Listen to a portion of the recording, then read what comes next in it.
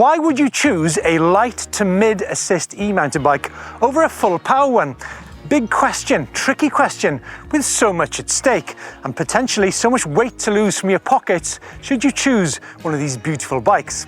In today's video, 3 riders give us their insights into just why they choose the mid to light assist e-bike. The weight debate, it goes something like this. It's not actually about the weight. The weight is simply one value in many on your EMTB. And that's because we now have continuums, sliding scales of peak power, of torque, of weight. Let's take a 150mm average bike which weighs between 17 and 27 kilos. Battery size and capacities, internal and also with range extenders. And the componentry packages. Some brands are simply fooling you. So today we have the pleasure of a few guests, very experienced mountain bikers, very experienced e-mountain bikers who've had a variety of e-mountain bikes from full power to light to mid assist. But what surprises me is they've chosen the mid assist EMTB and they're also over 90 kilos.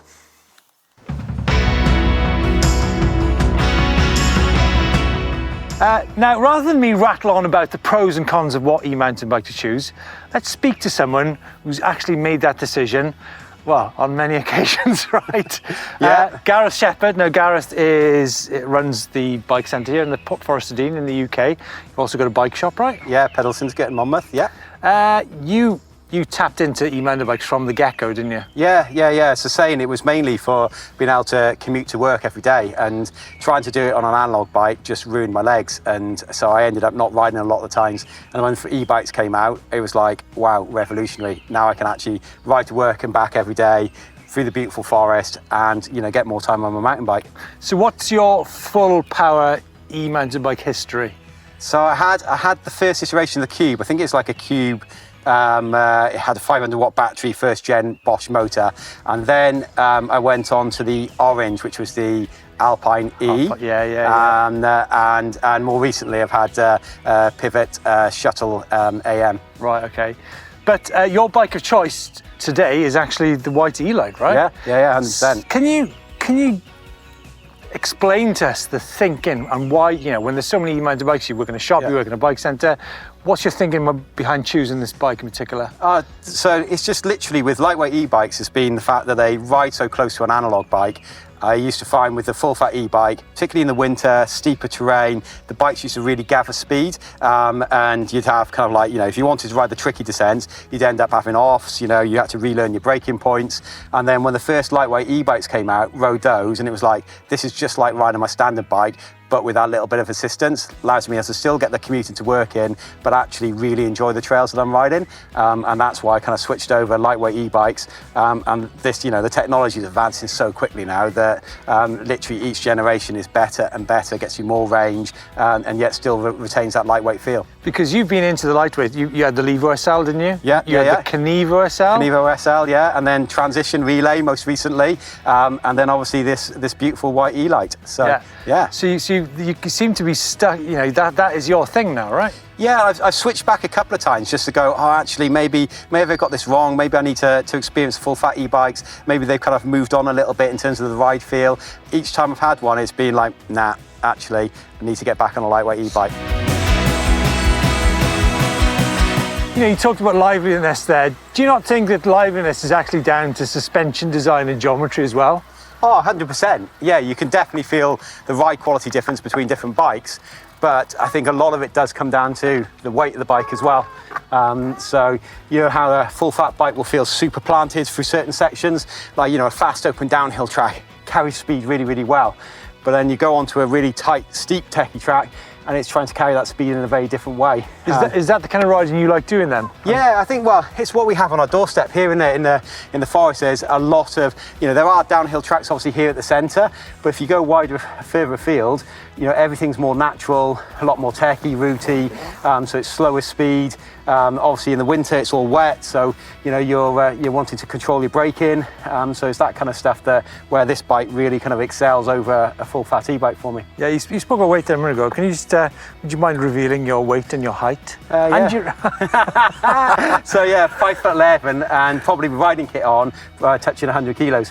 Right. Okay. Wow. Yeah, Okay. yeah. So what about such things? Obviously, the white e-lyte comes with the range extender and A3. Is it 400 in the down tube? Yeah, 400 in the down tube, 250 range extender. Yeah. So 650 watts. What about the range then on that bike for you? I mean, 100 kilos. That's my weight. So Yeah. It comes down to rider fitness as much as the rider weight. But yes, you know, the range is going to be massively impacted by your weight. But you know, they said they're really moving on in terms of the size of the batteries now on lightweight e-bikes has gone from what 320 was the biggest, and now it's like 400, 450. When you add the range extender on, you're not far off a full fat e-bike. Well, actually, yeah. I mean, I've ridden the white e-lyte with the range extender and compared that to my white E160 with the standard 750 battery in the down tube. And I actually got pretty much exactly the same distance and height. And I think that height was, and that's in full power mode, I think it was 3,700 feet of climbing and 20 miles. So I was tired at the end of that. Oh yeah, that's what I find though. It's like even on full fat e-bikes, it's like your legs give out probably more before your motor and your battery range do. You know, and you know that for someone who rides a fair bit, actually is reasonably fit. You know, if you think you're kind of new to the sport, you know, do you really need all that kind of range and weight, or actually could you be riding a lightweight package and actually you're going to tire before perhaps the battery and the motor do? Do you find there's a difference in fatigue levels riding the mid assist to the full assist bike? Yeah, definitely. I mean, you've been in the gym, right? Yeah. So I'd like, we were saying this, weren't we? Like, I've actually been trying to hit the gym all winter and actually get a bit of extra strength, and actually still on the bike when you're riding a full fat e-bike, you still find yourself fatiguing pretty quickly. You know, and it is a big weight to be able to muscle around when you're muscling around kind of 26 kilo around every turn. And I think it probably applies more where, you know, a lighter rider than perhaps a heavier rider like you and I.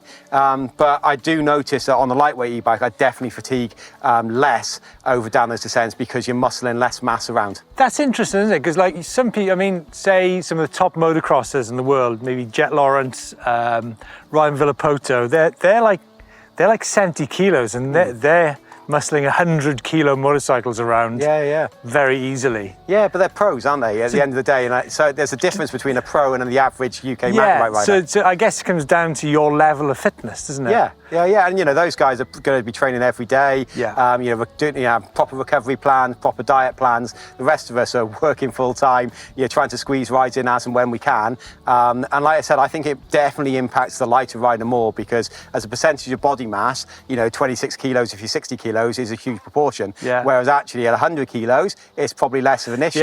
But it's still an issue. This is actually what Anna said, actually, because that's part of the reason she chose an e-lyte.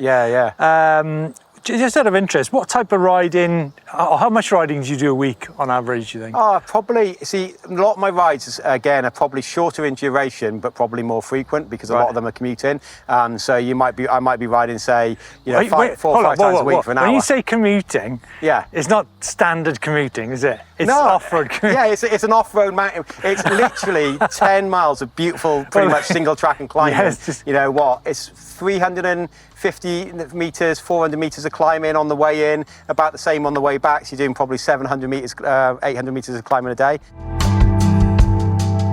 You seem to be of the mindset, I want to hammer these laps, get the downhills done, which is kind of what's on offer here, right? Yeah. One thing we didn't touch on was, are you actually into tech climbing at all, or do you just do different climbing? No, I think... Because for me, that is like what I love. Yeah. So tech climbing isn't a massive part of the riding. I think it's far more for me about the descending and getting back up to the top and then getting some laps in. But that's not to say, for example, I love actually getting out into the Black Mountains or the Brecon Beacons and getting a proper big ride in as well. And you could do both with a lightweight e-bike. You're in the thick of it. I mean, it must be incredibly difficult for you. I mean, here in Pedalabikeaway in Forest of Dean, this place has been transformed in the last 6 years. It is now, what would you say 70% e-bikes in a midweek? Oh yeah, midweek definitely. And I said, you know, we saw that in the bike shop as well. It's like 70 to 80% now e-bike sales versus analog bike sales. So it's massively changed. You know, you've got the customer coming in now, spends maybe 2.5 grand still looking at an analog bike, but as soon as you start to push into the 4 grand and above bracket, it's all e-bikes. Yeah, it must be really difficult for you because we've been talking about your choice, your personal choice is the mid-assist bike. It must be really difficult to navigate with people whether they should go for light assist, mid assist, or full power, right? Yeah, 100%. And I think that's a lot of people come in still with the mindset they need the biggest battery and the most power, and actually, then they'll go and ride one or have one or two, and then they're like, actually, they want to try a lightweight e-bike or a midweight e-bike. Yeah. And for me, he said it's a far more natural riding experience, but you can't tell people that. They've got to experience it for themselves. And doing a demo day or having some demo bikes is got to be the way to do that. You've got to ride one of these to really understand it. Yeah. You have demo bikes? We have demo bikes. There you go, folks. Get yourselves over to Pedal Syndicate in Monmouth. And you can ride one of these. Gareth, thanks so much for your time today. Yeah, appreciate it. Cheers, Steve. Nice one.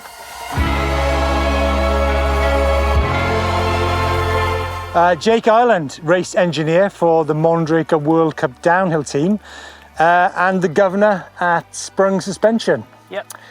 Jake, would you say you're not new to e-mountain bikes, are you? No. I've had a few. Right. For how long? What was your first bikes? The first one would have been one of the Mondraker Crafties with the older Bosch motor. Full power though, right? Full power, yeah. Yeah, this is the first lightweight one I've had. Yeah. So you had the Mondraker. Did you have a Canyon after that as well? Yeah, I've had a Canyon, another Mondraker, and then onto this. So I want to know. Yeah. I'm sure you guys want to know as well. Is why did you choose? This is the Mondraker Neat with the TQ motor in it. Why did you choose this bike? I just found that the full fat, full power e-bikes, I was finding it's a totally different sport. I think it is, yeah. I'm a mountain biker. I've been a mountain biker for a long time. Grew up riding mountain bikes, and getting onto a full power e-bike, it's like learning something totally new. Yeah. And these kind of lightweight ones are much more like riding a normal bike. I can swap between this and a normal bike. My braking points aren't changing too much. Everything just seems normal. And is that important for your job as well then, to be able, because obviously you're a suspension expert, to be able to do rides on mountain bikes as well as e-mountain bikes? Yeah, totally, yeah. It's really important for my job that I keep an eye on the whole spectrum of mountain biking, including the full power ones. And I'll still, borrow some, use some, ride them, but it's not something that I would grab out of the garage. I mean, if I had an unlimited pile of money, would I have one? Totally, straight away, no doubt. Yeah. But, with how things are, I kind of need bikes that I ride. Yeah. You spoke a minute ago about braking points. Obviously, you're very, deep into World Cup downhill racing. You know about the fine detail. Do you find that the braking points change depending on the type of tracks you ride as well? Yeah, totally, yeah. And I mean, there's so much goes into it, but the majority of trails I ride, which are like where we are now, Forest of Dean, steep techy? Yeah, braking intensive. Yeah. And I find that with the full power, I'd end up just overcooking stuff all the time. And even with some pretty beefy brakes, I just couldn't deal with the mindset change of effectively changing sport riding the same trail. Yeah. It's interesting what you say about different sport. You're actually possibly one of the first people that's actually mentioned that in the conversation, that you think that e-biking is a different sport to mountain biking. Yeah. It kind of is, isn't it? Especially on the full power, technical uphill climbs. Yeah. And I think it's a weird situation where you get, and I hate to say it, but you get some lazy mountain bikers that buy a full power e-bike and go mountain biking. Well, you can still be lazy on a full power e-bike. Yeah, totally. There's no getting away from it. But you or I, or serious mountain bikers, if you get a full power e-bike, you try and do stuff that you couldn't do before. So whether that's a super technical climb or go further, go longer. Yeah. It's an enabler, not just an excuse for being lazy. One thing I want to pick up there, I hope you don't mind me talking about this, is that a lot of people, a lot of the marketing behind the lightweight bikes, they do talk about lightweight mid-assist bikes are actually good for lighter riders because it's a lesser part of the overall weight package. Yeah. I mean, you're not massively tall, but how much do you weigh?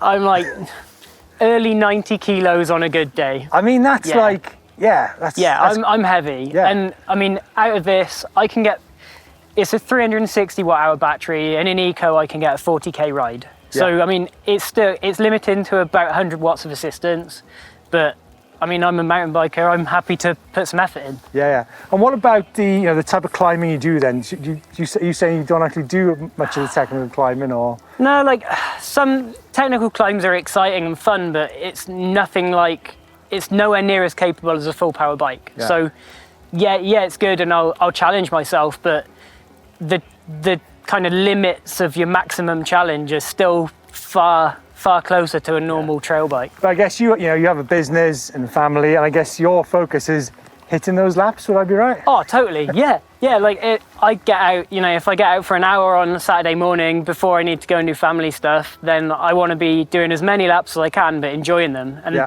another thing I felt with the full power bike is I do more laps, but I wouldn't enjoy the descents as much because it was so much of like a head game trying to get onto the different bike. Whereas with this, I can ride I've got 120mm travel XC bike that I ride quite a bit, and swapping between this and that, it's different, but it's not like a total world away. Yeah. Wow, Jake, thanks so much for giving us a great insight there why you choose the Mondraker Neat. Nice one. Cheers. Now, there is a different perspective to the whole weight debate. I've literally just bumped into my old mate Dave, who we used to ride downhill together, crikey, 15 years ago, right? It's a long time ago, yeah. Dave, I just saw you've got a white E160, but you've also got a Kenevo SL, Kenevo right? SL, yeah. Talk to us about what you do in those bikes and what the handling characteristics of both are like, especially when you're doing jumps and stuff like that. Yeah, I mean, I've been on downhill bikes and everything for years, haven't we? We both have. Yeah. So we're both used to a 45 pound bike weight. But I've got an white E160. 26 kilos? 26, 27 and a half, probably with the amount of stuff I put on it. Yeah. And your Kenevo SL and is? the Kenevo SL is 18 and a half. Yeah. It's a massive weight difference. But the difference is, on the jumps at the top, I just really struggled to get the super lightweight Kenevo over them. Where with a white E160, it's a lot heavier, but it literally just flies over. I don't have to put any pedal strokes in on the top line up to the top. It just glides over everything, and the weight is balanced.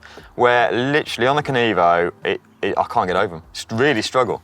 Even putting the pedal strokes in and everything. So what about what you say about people talk about the agility of the so-called lighter power bikes being better? What would you say to that? Well, they are on certain aspects. They go over things. I mean, the one I've got's got 29ers front and rear. The white's got a 29, yes, a mullet. But it just is more of a plough game as opposed to a gliding over stuff. So yes, the Kenevo does glide over stuff, but when you've got half the power, I mean, I've got the older one with 35 Newton meters, it doesn't seem to always have the power to get over the stuff and glide over it, where the E160, it just chunders through and it glides in a different way. It does, doesn't it? Yeah, it's a different kind of agility, would you say? Yeah. And it comes down to suspension design as well, doesn't it? Yeah. The suspension design, the way the motor's twisted up slightly, the weight. I actually think, and I'll put my hands down and say this, a heavier bike is faster on a lot of the tracks here. Simple as that. Simple as that. Simple as Thanks, that. Dave. No worries. No, it is true. It is true. It is true. I mean, maybe. No, the thing is, right, I spoke to this recording stuff. Oh, you're not so bad.